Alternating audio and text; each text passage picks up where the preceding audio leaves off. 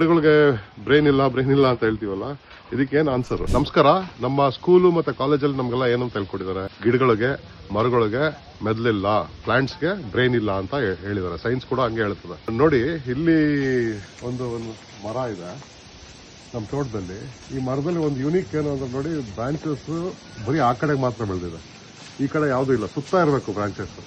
ಇದೇ ಜಾತಿಯ ಇನ್ನೊಂದು ಮರ ನಮ್ಮ ತೋಟದಲ್ಲಿದೆ. ಅದ್ಯಾವ ರೀತಿ ಬೆಳೆದಿದೆ ತೋರಿಸ್ತೀನಿ. ಅದಾದ್ಮೇಲೆ ನಿಮ್ಗೆ ನೀವೇ ಯೋಚನೆ ಮಾಡಿ, ಮರಗಳಿಗೆ ಗಿಡಗಳಿಗೆ ಮೆದ್ಲು ಇದೆಯೋ ಇಲ್ಲ ಅಂತ ನೀವೇ ಕನ್ಕ್ಲೂಡ್ ಮಾಡ್ಕೊಳ್ಳಿ. ಅದೇ ಜಾತಿ ಮರ ಒಟ್ಟಿಗೆ ತಂದಿದ್ದೀವಿ ಇದನ್ನ. ಆ ಮರದಲ್ಲಿ ಬರೀ ಒಂದೇ ಕಡೆ ಬ್ರಾಂಚಸ್ ಇತ್ತು, ಈ ಮರದಲ್ಲಿ ಎಲ್ಲಾ ಕಡೆನೂ ಬ್ರಾಂಚಸ್ ಇದೆ.